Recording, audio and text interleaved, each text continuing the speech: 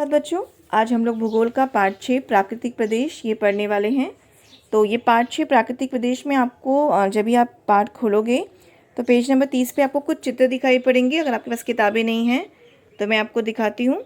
उन चित्रों में आपको दिखाई पड़ेगा कि अलग अलग प्रकार के निवास, अलग अलग प्रकार की वेशभूषा, वनस्पति, प्राणी और भोजन आपको दिखाई पड़ेंगे। तो आपको क्या करना है, एक छोटी सी एक्टिविटी करनी है। इसमें से आपने जो जो निवास देखे हैं या जो जो आप निवास आपकी जानकारी में है उसको आपको टिक मार्क करना है। जैसे यहाँ देखो, आपको दिखाई पड़ रहा है कि घास फूस से बना हुआ घर है, फिर बिल्डिंग है, बर्फ़ का बना हुआ घर है, सीमेंट से बने हुए घर हैं। तो आप किस प्रकार के घर में रहते हैं आपको उसको टिक मार्क करना है।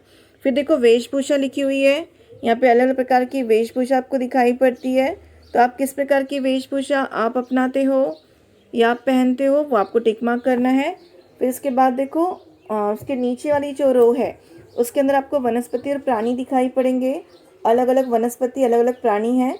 तो उसमें से आपने कौन कौन से वनस्पति और प्राणी देखे हैं वो आपको उसके अंदर टिक मार्क करना है। और जो लास्ट रो है, ये देखो थर्ड रो, उसके बाद जो लास्ट रो है उसमें आपको भोजन दिखाई पड़ेगा, अलग अलग प्रकार के भोजन। तो आपने इसमें से कौन से भोजन खाए हैं, चखे हैं, वो आपको टिक मार्क करना है। अब इन सारे चित्रों को करने का उद्देश्य क्या है बच्चों? तो देखो, अगर आप ध्यान से चित्रों को देखोगे तो आपको घर को लेकर, वेशभूषा को लेकर, वनस्पति प्राणी को लेकर बहुत सारी विविधता दिखाई पड़ेगी।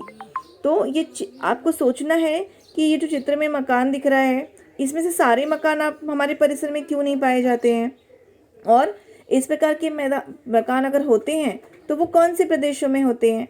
अगर बर्फ़ के मकान में हमें रहना पड़े तो हमें कैसा लगेगा, और हम अपने यहाँ पर बर्फ़ का मकान बनाएंगे तो क्या वो टिकेगा? वो तो पिघल जाएगा। तो ऐसा क्यों होता है? ये बर्फ़ के मकान कहाँ पाए जाते होंगे? लोगों की वेशभूषा में ये अलग अलग अंतर दिखाई पड़ रहा है, वो क्यों दिखाई पड़ता है? हमारे यहाँ पे ध्रुवीय भालू या जो फर वाले प्राणी होते हैं वो क्यों नहीं पाए जाते हैं? ठीक है, वॉलरस क्यों नहीं मिलता हमारे यहाँ, पैगविन क्यों नहीं पाया जाता है? इसी प्रकार जो भोजन है उसमें भी सभी प्रकार के भोजन हमारे यहाँ नहीं पाए जाते हैं। तो ये सब चीज़ें आपको सोचनी है कि ये अलग अलग विविधता अलग अलग क्यों होती है, और हमारे भारत में ही अलग अलग प्रकार के मकान, अलग अलग प्रकार की वेशभूषा, अलग अलग प्रकार के प्राणी और वनस्पति पाए जाते हैं। तो ये कहाँ के मिलते हैं? तो बच्चों, हमारे चारों ओर के परिसर में हम जो भी देखते हैं, जो भी अनुभव करते हैं, उसके अलावा भी ऐसे बहुत सारे घटक हैं जो बिल्कुल हमसे अलग हैं और संसार में पाए जाते हैं। उसके बारे में हम टीवी पर देखते हैं, आप डिस्कवरीज में देखते होगे, बहुत सारी जानकारी लेते होगे। इन वन्य जीवों के प्रति हमारे अंदर जिज्ञासा होती है कि वो हमारे यहाँ क्यों नहीं पाए जाते हैं, और वो हमारे यहाँ के वन्य प्राणियों की तरह ही क्यों नहीं होते हैं। तो ये अंतर क्यों है, इन विषयों की खोज हमें इस पाठ में करनी है कि ये अलग अलग प्राणी कहाँ पाए जाते हैं, किन प्रदेशों में पाए जाते हैं और क्यों पाए जाते हैं। ठीक है बच्चों, उसके बाद में जैसे हमने ये एक्टिविटी की ना, वैसे ही आपको आपके पेज क्रमांक 31 पर भी एक एक्टिविटी दिखाई पड़ेगी। मैं उपयोग अनुभव करती हूँ या करता हूँ, मैंने देखा है, मुझे जानकारी नहीं है। उसमें भी आपको चित्र दिखाई पड़ेंगे जो आपने अनुभव किया, यानी जिस प्रकार के मकान में आप रहते हो उसको आपको टिक मार्क करना है। जो आपने देखे हैं उसको स्टार लगाना है, और जिसकी आपको बिल्कुल जानकारी नहीं है उसको क्रॉस करना है। तो देखो, मैं आपको चित्र दिखाती हूँ। ये देखो, यहाँ देखो, आपको तीन प्रकार के घर दिखाई पड़ रहे हैं। तो यहाँ देखो, जो आप जिसमें आप रह रहे हो उसको टिक मार्क करना है। जो आपने देखा है लेकिन आप रहते नहीं बट आपने देखा है उसको स्टार लगाना है, और जिसकी आपको बिल्कुल जानकारी नहीं है उसको क्रॉस करना है। ऐसे नीचे भी देखो, वेशभूषा में भी आपको ऐसे ही करना है। वेशभूषा में जो वेशभूषा आप पहनते हो उसको टिक मार्क, जो नहीं देखी है उसको क्रॉस, और जो आपने देखी है उसको टिक मार्क लगाना है। ठीक है, और उसी प्रकार देखो आपको यहाँ पे प्राणियों में भी करना है। यहाँ देखो, प्राणी, वनस्पति, जो पेड़ आपने देखे हैं टिक मार्क करो। पैगविन आपने देखा है, टिक मार्क करो। ध्रुवी भालू शायद आपने देखा भी नहीं होगा, उसको क्रॉस लगाना है। ऐसी भोजन श्रृंखला देखो, भोजन में भी आपको दिखाई पड़ रहा है, जो आपने देखा है, बर्गर पिज़्ज़ा तो आपने देखा ही है तो उसको आपको टिक मार्क करना है, और जो चीज़ें आपने नहीं देखी हैं उसको क्रॉस लगाना है। ठीक है, तो ये सारी चीज़ें। अब ये सेकेंड एक्टिविटी करने का क्या तात्पर्य है? तो सेकेंड एक्टिविटी का तात्पर्य ये है बच्चों कि पृथ्वी पर विविध भागों में भूस्वरूप, जलवायु तथा मिट्टी में भिन्नता पाई जाती है और ये भिन्नता प्रमुख रूप से उस क्षेत्र में उपलब्ध सूर्य प्रकाश और जल पर निर्भर होती है। सूर्य प्रकाश और जल की उपलब्धता जो है वो विषुवत रेखा से ध्रुवों की ओर बदलती जाती है। इस विषय का अध्ययन हमने पिछली पाठ में पढ़ा है कि विषुवत रेखा के आसपास जो लोग रहते हैं वहाँ की जलवायु कैसी है, और जो लोग ध्रुवीय प्रदेशों में रहते हैं वहाँ पे कैसा होता है, वहाँ पे ठंडा होता है, क्योंकि विषुवत रेखा पर सूर्य किरणें लंबवत पड़ती है। हमने पिछले पाठ में ही पढ़ा था। तो वहाँ की जलवायु अलग होती है, जलवायु अलग है तो वहाँ की मानव जीवन अलग होता है, वहाँ की वनस्पतियाँ अलग होती हैं। और जिन प्रदेशों में जो ठंडे प्रदेश होते हैं वहाँ पर कैसे होते हैं, देखो आपने क्रिसमस ट्री देखा है, तो क्रिसमस ट्री कहाँ पे पाए जाते हैं, जहाँ पर ठंडे प्रदेश होते हैं। क्यों? क्योंकि वहाँ पर देखो क्रिसमस ट्री का शेप कैसा होता है बच्चों, उल्टे वी के आकार का। क्यों? ताकि वहाँ पर बहुत सारी बर्फ़ पड़ती है, ठंडा प्रदेश है, तो बर्फ़ जो है वो फिसल कर पत्तियों से नीचे गिर जाए, इसलिए वहाँ पे उस प्रकार के उल्टे वी आकार के पेड़ होते हैं। जबकि हमारे यहाँ ऐसे पेड़ नहीं होते हैं। हमारे यहाँ कैसे पेड़ होते हैं, हमारे यहाँ जो है वो आम के, नीम के, इस तरह के वृक्ष होते हैं जिनकी पत्तियों की संरचना अलग प्रकार की होती है। क्यों? क्योंकि हमारे यहाँ उतनी बर्फ़ नहीं पड़ती है।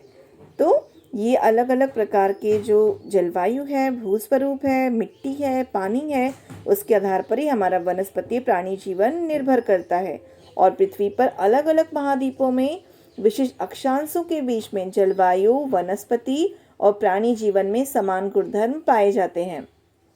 अगर हम लोग अध्ययन करें तो अध्ययन की दृष्टि से भी जलवायु, वनस्पति और प्राणी जो है उसमें पाए जाने वाले समान गुणधर्म के कारण कुछ प्रदेशों की भिन्नता तुरंत हमारे ध्यान में आ जाती है। ये प्रदेश प्राकृतिक घटकों पर निर्भर होने के कारण इन्हें प्राकृतिक प्रदेश कहते हैं।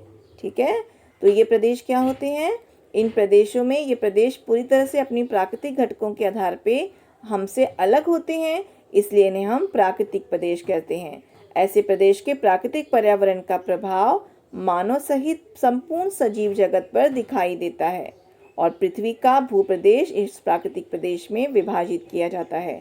तो आज हम लोग अलग अलग प्रकार के प्राकृतिक प्रदेश इस पाठ में पढ़ने वाले हैं, जहाँ पे हम अलग अलग तरह के प्राणी, अलग अलग प्रकार की जलवायु, वहाँ की वनस्पतियाँ और वहाँ की विविधता इस पाठ में पढ़ने वाले हैं। ठीक है बच्चों, तो हम लोग शुरू करते हैं ये पाठ। अलग अलग प्रकार के जो हैं प्राकृतिक प्रदेश वो हम लोग इस लेसन में पढ़ेंगे।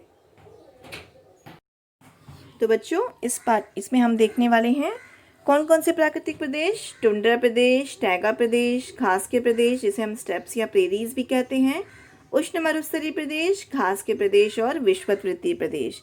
आपको ध्यान से इन सारे प्रदेशों के बारे में उसकी मैं आपको जलवायु बताऊंगी, प्राकृतिक वनस्पतियाँ कैसी होती हैं, प्राणी जीवन क्या होता है, मानवीय जीवन क्या होता है, वो हम लोग इस पाठ में पढ़ने वाले हैं। तो आपको बिल्कुल भी क्या करना है, सोचना है कि चलो हम लोग एक सैर पे चल रहे हैं, हम टुंड्रा प्रदेश भी जाएंगे, हम टैगा प्रदेश भी जाएंगे, हम देखेंगे वहाँ पे कौन कौन से अलग अलग प्रकार की जलवायु है, कौन कौन से अलग अलग प्रकार की वनस्पतियाँ हैं, प्राणी जीवन है, वहाँ के इंसान हमसे कैसे बिल्कुल अलग होते हैं। ठीक है, तो चलो हम लोग शुरुआत करते हैं अपनी इस सफ़र की। आप सभी को पिकनिक पे जाना अच्छा लगता है ना, तो आज हम लोग वैसे ही अलग अलग प्राकृतिक प्रदेश की सैर करने वाले हैं भूगोल के माध्यम से। तो सबसे पहले देखो हम टुंड्रा प्रदेश के बारे में पढ़ेंगे। तो पहले आपको समझना है कि टुंड्रा प्रदेश कहाँ पर पाए जाते हैं। मैं आपको मैप दिखाती हूँ, उस मैप में आपको दिखाई पड़ेगा कि कैसे संसार के नक्शे में टुंड्रा प्रदेश आपको कहाँ दिखाई पड़ता है। ठीक है बच्चों, तो ध्यान से आपको मैप देखना है। अब देखो यहाँ पर ये मैप दिख रहा है आपको, जो ये पीले रंग का संरचना है वो पूरा जो है एरिया वो क्या है, टुंड्रा प्रदेश है। यानी 65 अंश से लेके 90 अंश उत्तर अक्षांश के बीच, एकदम उत्तरी ध्रुव, आपने ध्रुव देखे ना, उत्तर ध्रुव दक्षिण ध्रुव, तो 90 अंश यानी 65 से 90 एकदम उत्तरी ध्रुव में जहाँ पे बहुत ठंडी पड़ती है, बर्फ रहती है, ऐसे 65 से 90 अंश अक्षांशों के बीच में ये पाए जाते हैं। ग्रीनलैंड, उत्तरी कनाडा और उत्तरी यूरोप, उत्तरी एशिया इसमें आते हैं। यहाँ देखो औसतन 10 डिग्री से तापमान होता है और शीतकाल में तो -20 से लेके -30 डिग्री तापमान हो जाता है, इतना ठंडा। यहाँ पे वर्षा होती है 25 से 300 मिलीमीटर और बहुत ही ठंडी जलवायु यहाँ पर पाई जाती है। यहाँ की वनस्पति हम देखेंगे बच्चों, तो यहाँ देखो जैसे कि आपको चित्र में दिखाई पड़ रहा है मॉस, टफेट, और यहाँ देखो बियर बेरी, स्पॉस फ्लावर। आप अपनी वीडियो को थोड़ा सा जूम करके देखो, बड़ा करके आपको दिखाई पड़ेगा। तो ये सारी यहाँ पे वनस्पतियाँ पाई जाती हैं, एकदम अल्पकाल की होती हैं, मुश्किल से 2-3 महीने, क्योंकि यहाँ पे क्या होता है हमेशा तो बर्फ़ की चादर तनी हुई रहती है, एकदम सब कुछ बर्फ़ में समाया रहता है। और जब थोड़े समय के लिए थोड़ा सा बर्फ़ पिघलती है, थोड़ा सा गर्मियों का मौसम आता है 2-3 महीनों के लिए, तो उस समय क्या होता है यहाँ पर छोटे छोटे पौधे, घास, फूल, शैवाल, पत्थर फूल, ये छोटी छोटी वनस्पतियाँ अल्पकाल के लिए यहाँ पे हरी हरी दिखाई पड़ती हैं, और फिर से जब भी ठंडी शुरू हो जाती है तो फिर ये बर्फ़ के नीचे ढक जाती हैं। तो जैसा कि आपको वीडियो में दिखाई पड़ रहा है, ऐसे ही छोटी छोटी जो है, जैसे आप देखो काई वगैरह देखते हो, तो वैसे ही यहाँ पे शैवाल, काई, इस तरह के वनस्पतियाँ यहाँ पर आपको दिखाई पड़ेंगी जो बहुत ही अल्पकालीन होती हैं। फिर यहाँ देखो प्राणी जीवन, आपको कैरबू देखो, रेंडियर, ध्रुवी भालू, लोमड़ी, मस्कास, ये सारे प्राणी यहाँ पर पाए जाते हैं। वालरस देखो आपको दिखाई पड़ रहा है, ये वालरस, इसके दांत देखो आगे कैसे दिखाई पड़ रहे हैं, एकदम लंबे लंबे, इसे हम वालरस कहते हैं। ये केवल ठंडे और जहाँ पे बहुत बर्फ़ पड़ती है उन्हीं प्रदेशों में पाया जाता है। फिर देखो यहाँ पे आपको सील दिखाई पड़ेगा, ये सील है, आपने कभी देखा नहीं होगा, ध्यान से देखना है आपको। फिर देखो मानवीय जीवन, यहाँ पे लोग शिकार करते हैं, मछली पकड़ते हैं, चमड़े के तंबू यानी ट्यूपिक और इग्लू जैसे मकानों में रहते हैं, और स्लेज गाड़ी का उपयोग करते हैं। यहाँ देखो आपको दिखाई पड़ रहा है, ये ट्यूपिक है। ट्यूपिक कैसा होता है? ट्यूपिक जो होता है वो चमड़े का तंबू होता है जिसे हम ट्यूपिक कहते हैं। और यहाँ देखो इग्लू दिख रहा है आपको, जो बर्फ़ का बना हुआ इग्लू होता है, ऐसे घरों में ये लोग रहते हैं। यहाँ देखो नीचे की पिक्चर में आपको स्लेज गाड़ी दिख रही है, तो इस प्रकार की स्लेज गाड़ी को वहाँ के रेंडियर जो होते हैं प्राणी, आपको रेंडियर मैंने पहले दिखाया पिक्चर में, तो वो रेंडियर खींचते हैं, और क्योंकि बर्फ़ पे चलने के लिए बड़ी ही आसान होती है तो ये रेंडियर का उपयोग करते हैं और ये स्लेज गाड़ी का इस्तेमाल करते हैं जिसको रेंडियर खींचता है। यहाँ की जनसंख्या बहुत ही कम होती है बच्चों, और क्योंकि जनसंख्या कम क्यों होती है? क्योंकि जलवायु जो है अति विषम है, बहुत ठंडी पड़ती है, और इसलिए यहाँ पर बहुत विरल जनसंख्या पाई जाती है, कम लोग रहते हैं। लोग यहाँ घूमने जाते हैं वो अलग चीज़ें हैं, लेकिन रहने के हिसाब से बहुत ठंडा प्रदेश है, इसलिए यहाँ के लोग बहुत कम यहाँ पे लोग पाए जाते हैं, और यहाँ के लोगों को एस्किमो लोग कहते हैं। ठीक है, तो समझ में आ गया रहे क्या आपको टुंड्रा प्रदेश के बारे में। अब हम लोग अगला जो है बच्चों वो पढ़ने वाले हैं टैगा प्रदेश के विषय में। ठीक है, तो देखो बच्चों, टैगा प्रदेश जो है, मैं पहले आपको उसको भी मैप में दिखाती हूँ। जैसा कि आपने टुंड्रा प्रदेश देखा एकदम ऊपर था, उसके थोड़ा सा नीचे यानी 55 अंश से लेके 65 अंश उत्तर अक्षांश, जो ये ब्लू वाला पोर्शन है, इन अक्षांशों के बीच में टैगा प्रदेश पाए जाते हैं, अलास्का से अटलांटिक महासागर तक और यूरेशिया का भाग। यहाँ पे देखो ग्रीष्मकाल में तापमान होता है 15 डिग्री से 20 डिग्री, और शीतकाल का तापमान 0 डिग्री से भी कम। यहाँ पे औसत जो वार्षिक वर्षा होती है बच्चों, वो लगभग कैसी होती है? औसत वार्षिक वर्षा जो है वो लगभग 300 से लेके 500 मिलीमीटर तक होती है।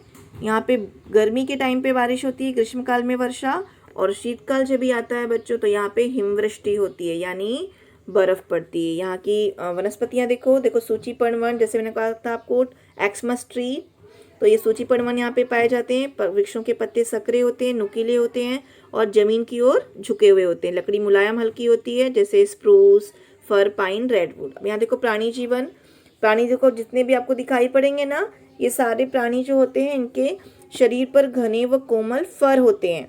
जैसे देखो आपको पिक्चर में दिख रहा है, यहाँ पे कैरबू पाया जाता है, एल्क मिलता है, सेबल मिलती है, आर्मीन, बीवर, सिल्वर फॉक्स, मिंक, भालू। ठीक है, तो आपको छोटा छोटा वीडियो है, मतलब इसमें पिक्चर छोटे छोटे दिख रहे हैं आपको, तो थोड़ा सा अपना जो स्क्रीन है उसको बड़ा करके देखेंगे। आप देखो यहाँ पे मिंक दिख रहा है आपको, फर्स्ट पर देखो वॉल्वरिनाइन लिखा है, इरमिन दिख रहा है आपको, और मार्टिन, मिंक। तो ये बहुत ही कठिनाई से मैं इन सारे पिक्चर्स को आपके लिए कलेक्शन किया है बच्चों, ताकि आपको मालूम पड़े। सिर्फ नाम पढ़ के आपको समझ में नहीं आएगा, तो बहुत मेहनत से मैंने इसको कलेक्शन किया है, तो आपको ध्यान से इनको देखना है कि मिंक कैसा दिखाई पड़ता है। फिर देखो यहाँ पे हॉक आउल है, ये रेड थ्रोटेड लून है, ये वाइट थ्रोटेड स्पैरो है। ये सारे प्राणी जो हैं वहाँ पर पाए जाते हैं। अगर यहाँ का हम मानव जीवन देखेंगे बच्चों, तो यहाँ पर जनसंख्या जो होती है वो बहुत ही कम होती है, जैसे कि टुंड्रा में होती है। यहाँ भी जनसंख्या कम होती है। ये लोग शिकार करते हैं, लकड़ी काटने का व्यवसाय करते हैं।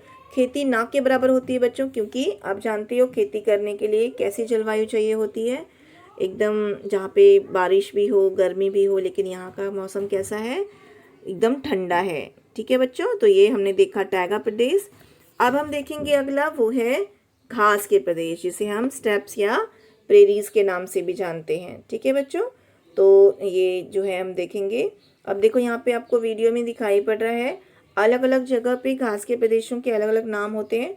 जैसे प्रेयरी से उत्तर अमेरिका में कहते हैं, पंपास अर्जेंटीना में कहते हैं दक्षिण अमेरिका में, इसे वेल्ड कहा जाता है दक्षिण अफ्रीका में, डाउन्स कहते हैं ऑस्ट्रेलिया में, स्टेप कहते हैं यूरेशिया में, और पुस्तास हंगरी में, और कैटरबरी न्यूजीलैंड में। इनके अलग अलग प्रकार के क्या होते हैं बच्चों, नाम इनके ये अलग अलग प्रकार के हैं।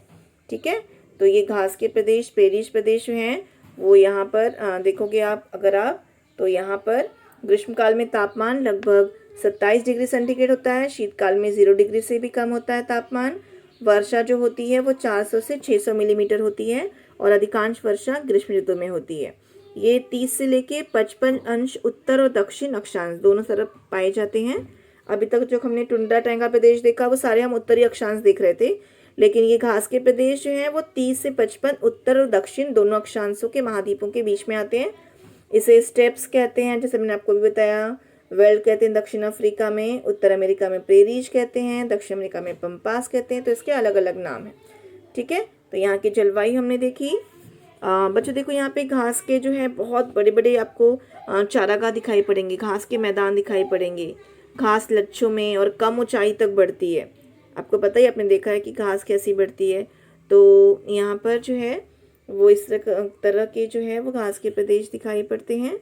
और यहाँ पे शीतकाल में घास जो है वो नष्ट हो जाती है। यहाँ पे जो ग्रासलैंड के एनिमल्स होते हैं बच्चों, वो बहुत विविधता दिखाई पड़ती है, क्योंकि आप देखो अधिकतर जो प्राणी घास वगैरह खाते हैं, शाकाहारी प्राणी को मांसाहारी प्राणी खाता है, तो इन घास के प्रदेशों में बहुत सारी प्राणी विविधता दिखाई पड़ती है।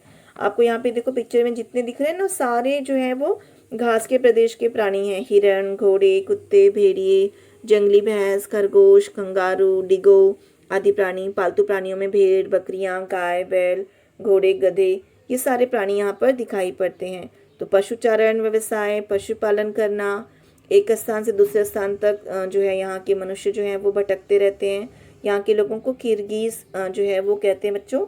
और ये जो किर्गिज लोग हैं ना, ये लोग अभी भी स्टार्टिंग से वो लोग यायावरी, याया मतलब एक स्थान से दूसरे स्थान तक भटकते थे ये लोग।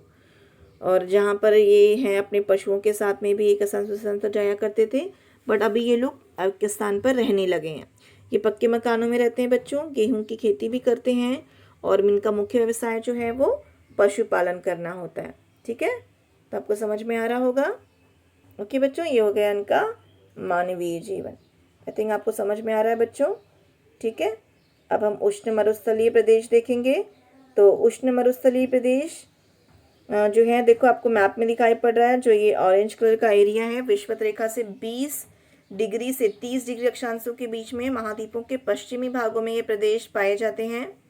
सहारा उत्तर अफ्रीका में, कोलोराडो, मैं दोबारा आपको दिखाती हूँ मैप। ये देखो, ये मैप आपको दिख रहा है। तो ये सारे आपको 20 अंश से 30 अंश अक्षांशों के बीच में दिखाई पड़ेंगे। विषुवत रेखा बीच में होती है, पता ही आपको।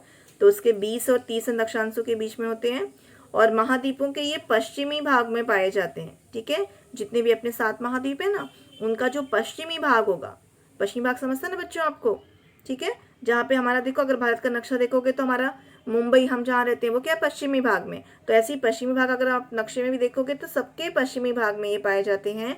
जैसे अफ्रीका में इन्हें हम सहारा के नाम से जाते हैं, कोलोराडो कहते हैं उत्तर अमेरिका में, दक्षिण अमेरिका में अटाकामा, हमारे एशिया में सबसे बड़ा थार का मरुस्थल, और कालाहारी जिसे दक्षिण अफ्रीका में हम कालाहारी।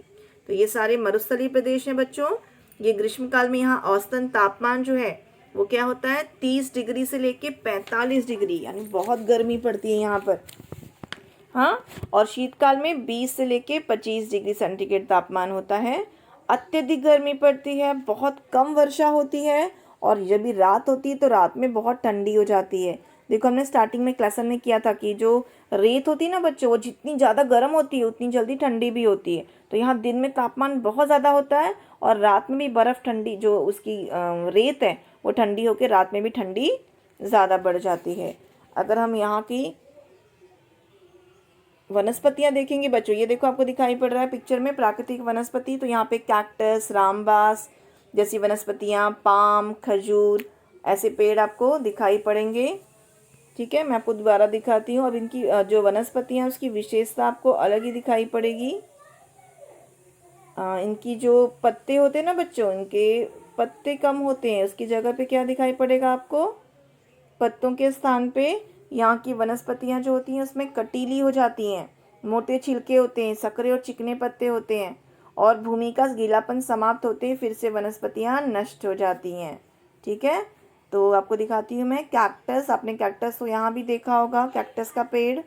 तो वो कैक्टस देखो, और कैक्टस के अलावा रामबास, ये देखो आपको दिख रहा है पिक्चर में कैक्टस, पत्तियां नहीं है उसमें, नुकीले कांटे होते हैं।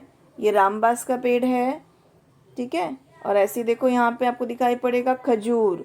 अब इनको बहुत कम पानी लगता है, पाम को, खजूर को, तो इसीलिए ये जो उष्ण मरुस्थलीय प्रदेश है वहाँ पे इस प्रकार की वनस्पतियाँ पाई जाती हैं। इनका प्राणी जीवन देंगे कि यहाँ पे कैसे प्राणी मिलते हैं बच्चों।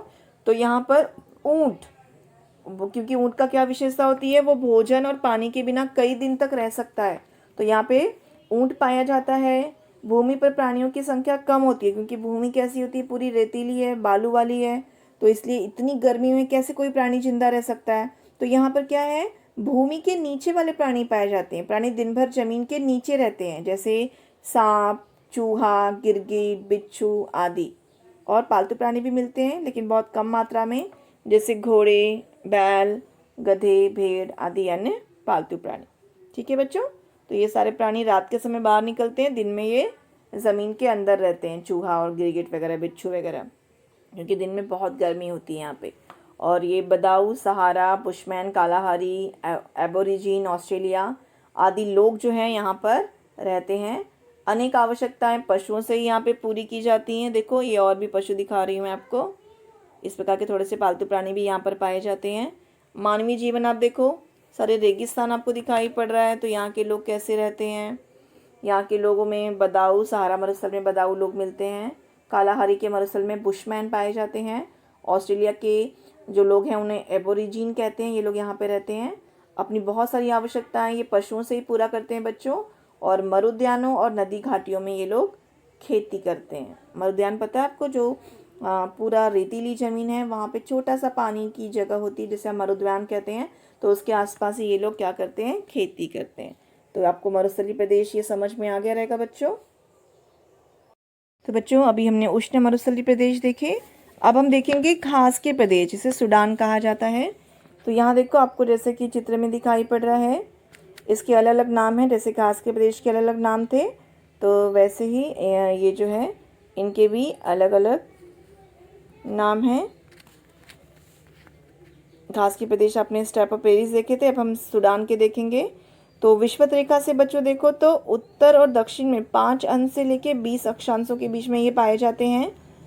और इनका नाम देखो, लॉनस, अमेजन बेसिन में जो पाया जाता है घास के प्रदेश से, लॉनस कहते हैं। ब्राज़ील के कंपोज कहते हैं। दक्षिण अफ्रीका और दक्षिण अमेरिका वालों को जो घास के प्रदेश हैं उसे सवाना कहते हैं। अफ्रीका के पार्कलैंड कहते हैं। और ब्राज़ील में जो पाए जाते हैं वो कटिंगा कहते हैं। जैसे कि आपको नक्शे में भी दिखाई पड़ रहा है, देखो विषुवत रेखा से आपको दिखाई पड़ेगा 5 अंश से 20 अक्षांशों के बीच में ये पाए जाते हैं। यहाँ का हम देखेंगे मौसम बच्चों, तो यहाँ पे देखो ग्रीष्मकाल में तापमान होता है लगभग 35 डिग्री और शीतकाल का तापमान होता है 24 डिग्री सेंटीग्रेड। और लगभग जो है 250 मिलीमीटर से लेके 1000 मिलीमीटर तक यहाँ पर बारिश होती है। आप जानते हो बारिश जहाँ होती है वहीं पर घास के प्रदेश पाए जाते हैं, तो यहाँ पे बारिश काफ़ी अच्छी होती है। और यहाँ पे ग्रीष्मकाल उष्ण और नम होता है, शीतकाल गर्म और शुष्क होता है। ठीक है, शीतकाल में भी गर्मी और शुष्कपन ज़्यादा दिखाई पड़ता है। यहाँ पर देखो बच्चों, यहाँ की वनस्पति देखेंगे हम लोग, जैसा कि आपको पिक्चर में दिखाई पड़ रहा है। ऊंची और सघन घास पाई जाती है यहाँ पे। यहाँ पे जो घास होती है ना बच्चों, आपने जो पहले घास के प्रदेश पढ़े थे प्रेरीज वाले, वहाँ की घासें तो छोटी होती हैं, लेकिन ये जो घास के प्रदेश है यहाँ की घासें बहुत लंबी लंबी होती हैं, लगभग 6 मीटर ऊंची घास होती है, इसलिए इसका नाम हाथी घास भी है। इसे हाथी घास भी कहते हैं इसकी ऊंचाई की वजह से। यहाँ पे विरल वृक्ष और पेड़ फुनगी की छाते के आकार के दिखाई देते हैं। जैसे यहाँ देखो आपको अनानास, कैक्टस, रामबास आदि वनस्पतियाँ आपको यहाँ पर दिखाई पड़ेंगी। विरल वृक्ष होते हैं यहाँ पे और छाते के आकार की घास दिखाई पड़ती हैं। बेल दिखता है आपको, बेर दिखता है, रामबास, अनानास, कैक्टस आदि यहाँ पर पाए जाते हैं। यहाँ देखो, ये देखो बेल का पेड़ दिखाई पड़ रहा है आपको पिक्चर में।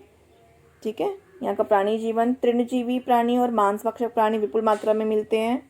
ठीक है, तृणजीवी क्यों मिलते हैं? क्योंकि घास है, उनको खाने के लिए शाकाहारी, जब वो घास खाते हैं उनको खाने के लिए मांसाहारी। तो यहाँ पे प्राणियों को प्रकृति ने चप्पल पैर दिए हैं, शरीर पे रंगीन धब्बे और पट्टे होते हैं जैसे कि हिरण के होते हैं।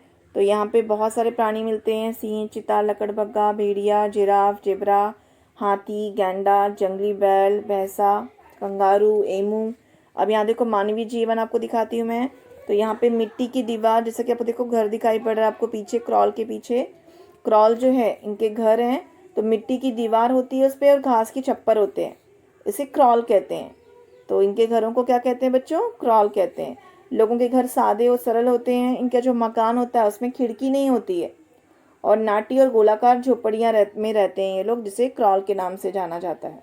शिकार करते हैं ये लोग, पशुपालन करते हैं और यहाँ पे जो लोग होते हैं उन्हें जुलू कहते हैं, हौसा कहते हैं, मसाई कहते हैं आदि अलग अलग प्रकार की जनजातियों के लोग यहाँ पर पाए जाते हैं।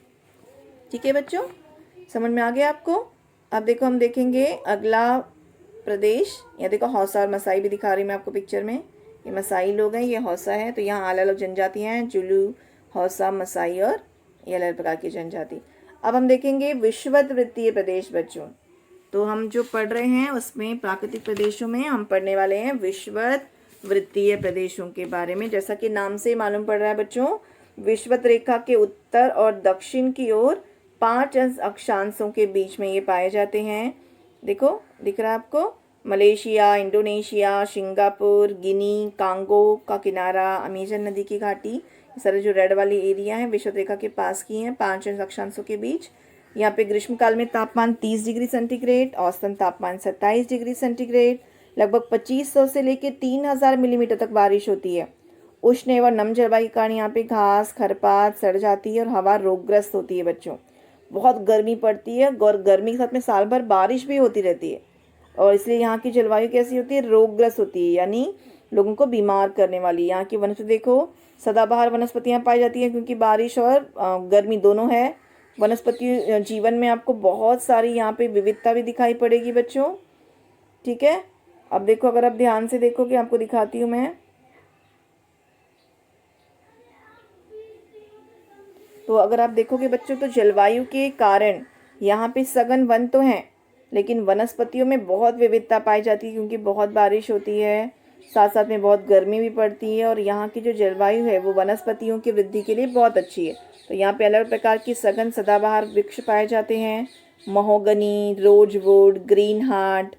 ठीक है, और ये जो वनस्पतियाँ होती है ना बच्चों, ये कठोर लकड़ी होती है इसकी और बहुत ऊंचे ऊंचे वृक्ष होते हैं और इसीलिए यहाँ पर जो है एकदम मजबूत जो है वो तने वाले वृक्ष पाए जाते हैं। आप कभी डिस्कवरी देखोगे तो आपको दिखाई पड़ेगा कि जो रोजवुड और एबोनी जैसे वृक्ष हैं वो उसके जो तने होते हैं बच्चों वो इतने ज़्यादा विशाल होते हैं कि कहीं कहीं तो उनके तनों के बीच में ऐसा सुरंग जैसा बना के उसके बीच में से गाड़ियाँ वगैरह जाती हैं। ठीक है, अब यहाँ देखो प्राणियों में भी आपको अत्यधिक विविधता दिखाई पड़ेगी। तो यहाँ के प्राणियों में भी बहुत सारी विविधता दिखाई पड़ती है। जैसे यहाँ पे जो है वो दलदल युक्त प्रदेश में आपको मगरमच्छ दिखाई पड़ेगा और दरियाई घोड़ा, एनाकोंडा। और वृक्षों पे अगर हम देखेंगे तो देखो यहाँ पे दिख रहा है आपको हॉर्नबिल, गोरिल्ला, चिंपैंजी जैसे प्राणी यहाँ पर दिखाई पड़ते हैं। और जो बच्चों दलदली प्रदेश है वहाँ पे आपको मगरमच्छ, दरियाई घोड़ा और एनाकोंडा दिखेगा। यहाँ का मानवीय जीवन बच्चे देखें हम लोग तो मानव बस्ती बहुत ही कम होती है यहाँ पर क्योंकि एकदम विषम जलवायु है, बहुत बारिश, बहुत गर्मी। तो और लोगों का जीवन प्रकृति पे पूरा निर्भर होता है। तो यहाँ पे आदिवासी ज़्यादा पाए जाते हैं, बहुत ज़्यादा बारिश होती है इसलिए लोग अपने मकान जो है बच्चों वो वृक्ष के ऊपर बनाते हैं, पेड़ों के ऊपर। और यहाँ पे भी अलग अलग जनजातियाँ मिलती हैं, जैसे पिग्मी, बोरो, इंडियन, सेमोंग आदि अलग अलग प्रकार की जनजातियाँ यहाँ पर पाई जाती हैं। देखो यहाँ पे इंडियन, सेमोंग ये अलग अलग जनजातियाँ हैं। तो आपने प्राकृतिक प्रदेश देखा, जो हमने उसमें भाग 1 में सारे प्राकृतिक प्रदेश पढ़े, और अभी हम लोग भाग 2 जो हैं इसमें जो प्राकृतिक प्रदेश पढ़े